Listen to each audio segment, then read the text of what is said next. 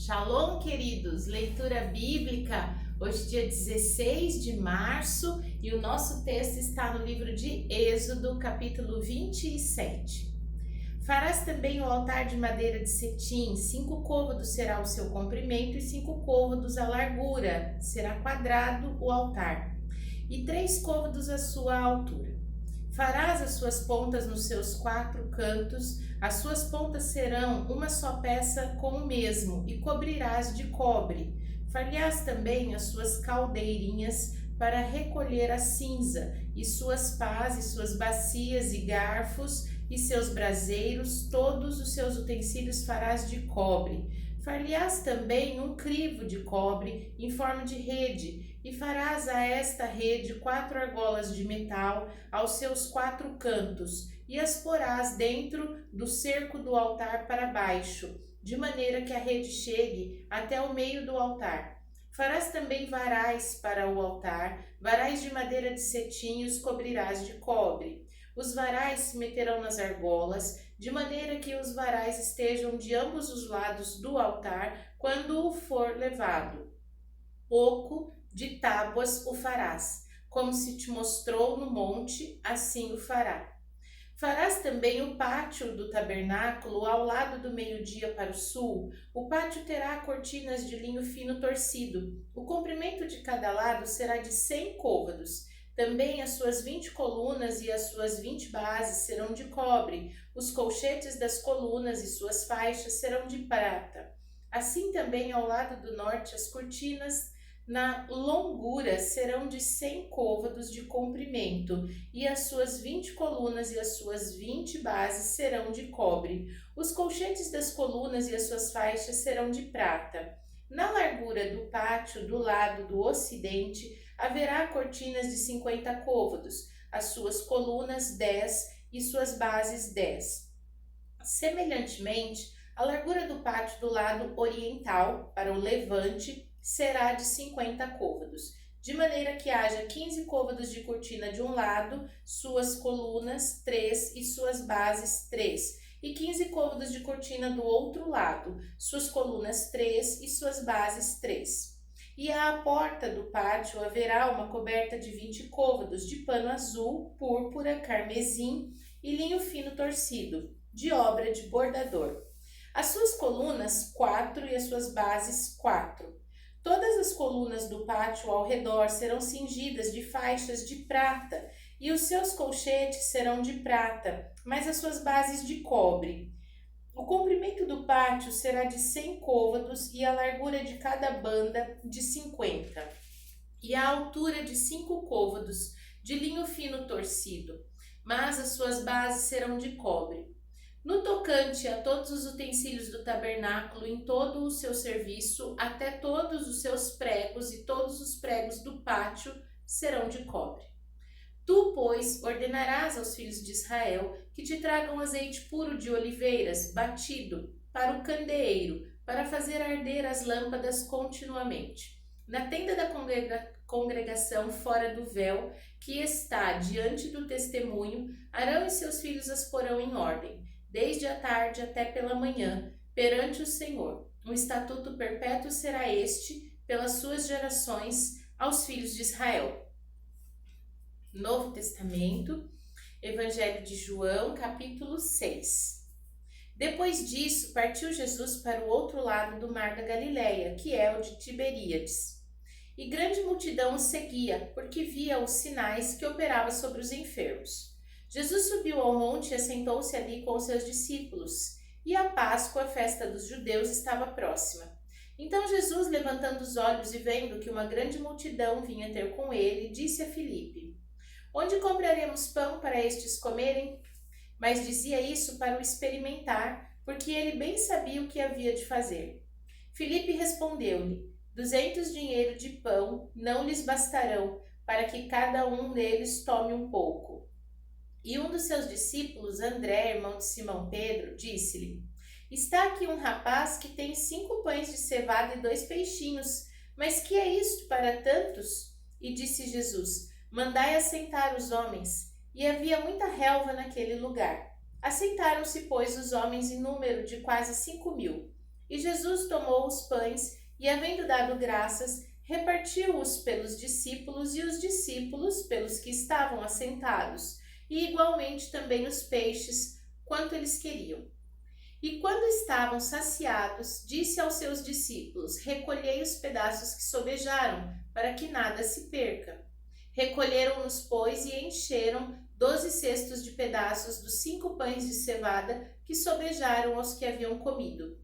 Vendo, pois, que aqueles homens o milagre que Jesus tinha feito, diziam: este é verdadeiramente o profeta que devia vir ao mundo. Sabendo, pois, Jesus que haviam de vir arrebatá-lo para o fazerem rei, tornou a retirar-se, ele só, para o monte.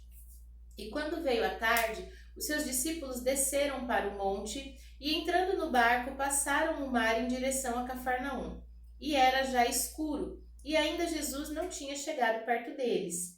E o mar se levantou, porque um grande vento soprava. E tendo navegado uns 25 ou 30 estádios, viram Jesus andando sobre o mar e aproximando-se do barco, e temeram.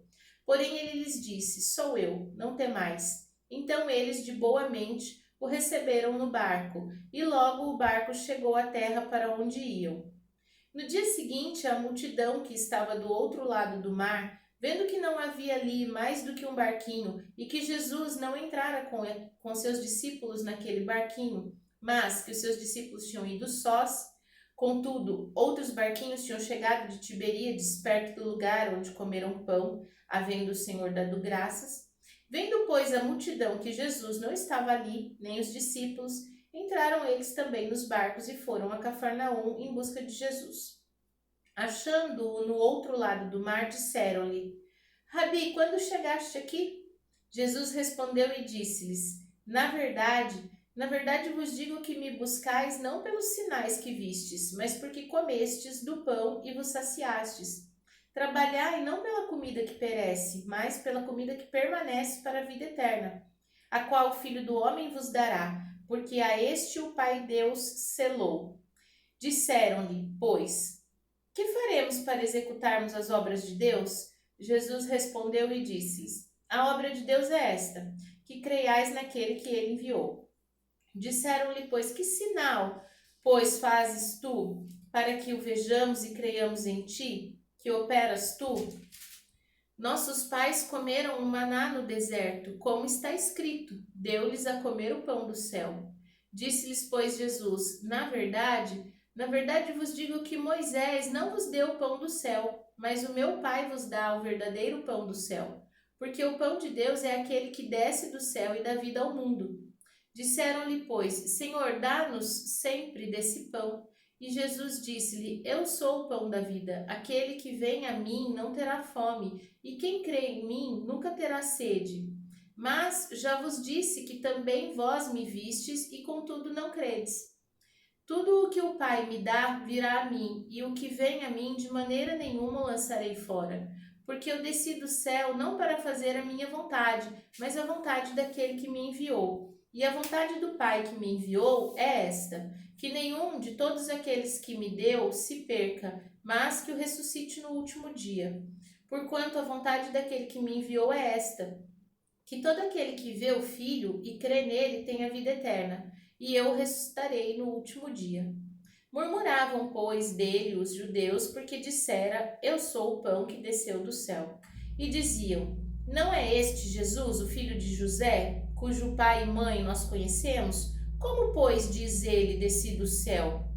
Respondeu, pois, Jesus e disse-lhes: não murmureis entre vós, ninguém pode vir a mim, se o Pai que me enviou não o trouxer, e eu o ressuscitarei no último dia.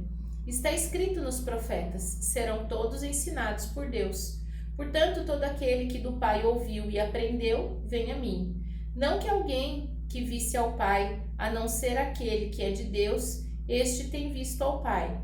Na verdade vos digo que aquele que crê em mim tem a vida eterna. Eu sou o pão da vida. Vossos pais comeram o maná no deserto e morreram. Este é o pão que desceu do céu, para que o que dele comer não morra. Eu sou o pão vivo que desceu do céu. Se alguém comer desse pão, viverá para sempre. E o pão que eu der é a minha carne, que eu darei pela vida do mundo. Disputavam, pois, os judeus entre si, dizendo: Como nos pode dar este a sua carne a comer? Jesus, pois, lhes disse: na verdade vos digo que, se não comerdes a carne do Filho e não beberdes o seu sangue, não tereis vida em vós mesmos. Quem come a minha carne e bebe o meu sangue tem a vida eterna, e eu ressuscitarei no último dia. Porque a minha carne verdadeiramente é comida, e o meu sangue verdadeiramente é bebida. Quem come a minha carne e bebe o meu sangue permanece em mim e eu nele. Assim como o Pai que vive me enviou e eu vivo pelo Pai, assim quem de mim se alimenta também viverá por mim. Este é o pão que desceu do céu. Não é o caso de vossos pais, que comeram maná e morreram. Quem comer este pão viverá para sempre. Ele disse essas coisas na sinagoga, ensinando em Cafarnaum. Muitos, pois, dos seus discípulos, ouvindo isso, disseram: Duro é este discurso, quem o pode ouvir? Sabendo, pois, Jesus que em si mesmo seus discípulos murmuravam a respeito disso, disse-lhes: Isto vos escandaliza? Que seria, pois, se visseis subir o Filho do Homem para onde primeiro estava? O Espírito é o que vivifica, a carne para nada aproveita. As palavras que eu vos disse são Espírito e vida, mas há alguns de vós que não creem. Porque bem sabia Jesus, desde o princípio, quem eram os que não criam e quem era o que era de havia de entregar. E dizia: Por isso eu vos disse que ninguém pode vir a mim se por meu Pai não lhe for concedido. Desde então, muitos dos discípulos tornaram para trás e já não andavam mais com ele. Então disse Jesus aos 12: Quereis vós também retirar-vos? Respondeu-lhe, pois, Simão Pedro: Senhor, para quem iremos nós? Tu tens as palavras de vida eterna, e nós temos crido e conhecido que tu és o Cristo, Filho de Deus. Respondeu-lhes Jesus: Não vos escolhi a vós os 12? E um de vós é um diabo. E isso dizia ele de Judas Iscariotes, filho de Simão, porque este o havia de entregar, sendo um dos 12. Velho Testamento, livro de Provérbios, capítulo 3. Filho meu, não te esqueças da minha lei e o teu coração guarde os meus mandamentos, porque eles aumentarão os teus dias e te acrescentarão anos de vida e paz. Não te desamparem a benignidade e a fidelidade, ata-as ao teu pescoço, escreve-as na tábua do teu coração e acharás graça e bom entendimento aos olhos de Deus e dos homens. Confia no Senhor de todo o teu coração e não te estribes no teu próprio entendimento.